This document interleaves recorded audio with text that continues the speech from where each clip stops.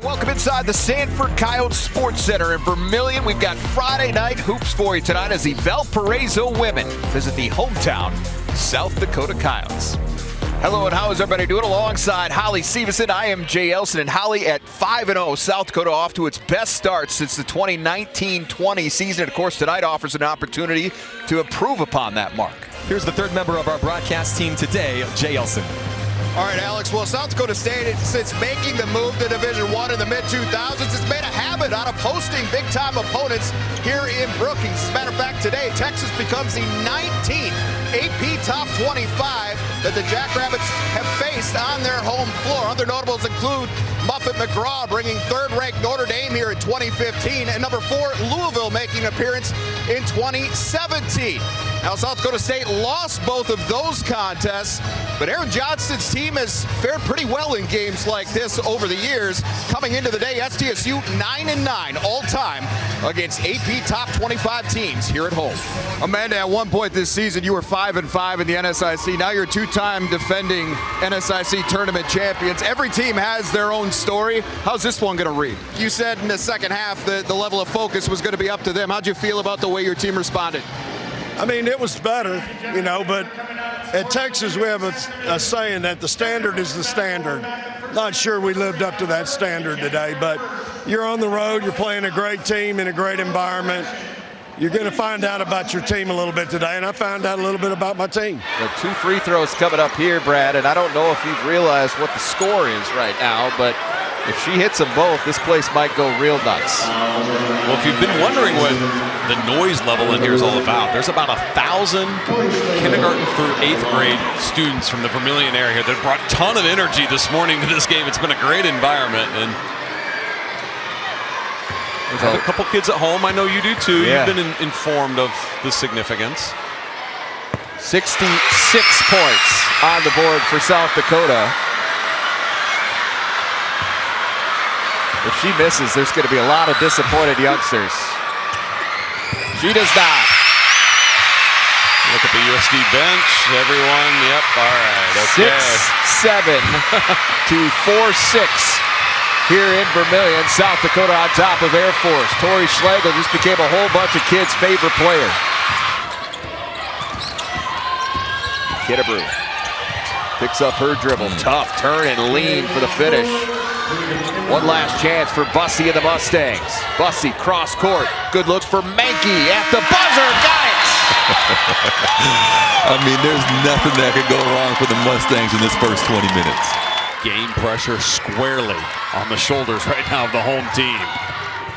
Robles cut off inside. Now gets tripped up, throws it up, and gets the roll. How about that finish for Angelina Robles when her team needed it most? Marissa Frost buries the triple, and a timeout on the floor with 6:23 to go in the ball game. North Dakota State starting to separate here in crunch time. They lead it by 12. Mary a chance to get the lead for the first time today. Erickson for 3. Left it short. Rebound for Mankey. Up the floor it goes to Bussey. Bussey try to keep her foot on the gas. Finds Gerrans at the horn. How about 2 buzzer beaters for Southwest Minnesota State? This one from Kylan Gerrans. And the Mustangs had a scare in that third quarter, but they'll go to the fourth with a 4-point lead, 65-61. They've got to get that part shored up a little bit, but that also just shows you how good SDSU has been here of late, really scoring it. Robles counts just the same as one that doesn't hit the backboard. First triple of the day for Angelina Robles. She's got 8. And it's a 1-point game, 24-23. Remember, South Dakota State led by as many as 10 in that first quarter. And a foul away from the ball against Tori Schlegel here. Her first and the first team foul for South Dakota. Banks open on Saturday. And Robles will take it. Again, she hit 6 threes, Jay, when they knocked off SDSU earlier this year. That's not her forte, but She got that one to go. Hit 3 of them here yesterday against Denver in their quarterfinal win. Oh, did this go against Joyce? If so, that's going to be her second. That's a tough one. Let's see if we can see it here. She's trying to squeeze through there. You see that?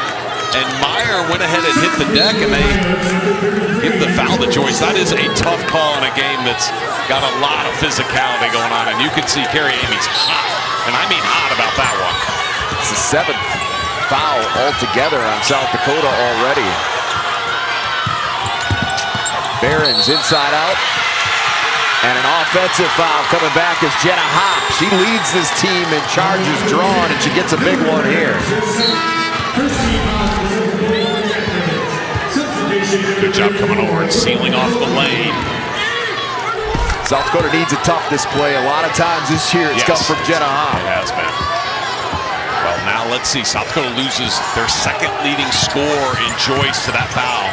Robles has the touch right now, and South Dakota has its first lead of the day. And you want to know why they've held South Dakota State scoreless, Jay, on this end of the court to start this quarter. 13th straight game in double figures for Robles. Meyer plus the foul.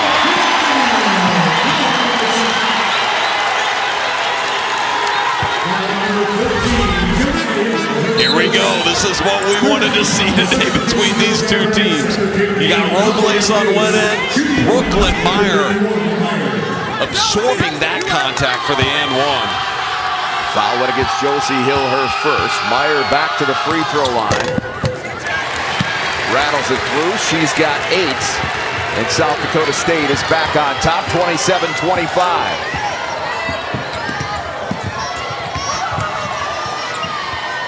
Hopp into the high post here for Hill. Passes off the hand up. And here's to Rubianis. First time she's missed this afternoon. You've got Williams and Joyce on the bench for South Dakota with 2 fouls each. And now Meyer. Good defense that time by Rubianis. Forced Meyer out a step further than she would like to be. Hopp looking for a lane, finds it. Timeout, South Dakota State. Big bucket there for Jenna Hopp. The Coyotes hanging tough, 27-27 with 7:12 to play in the half.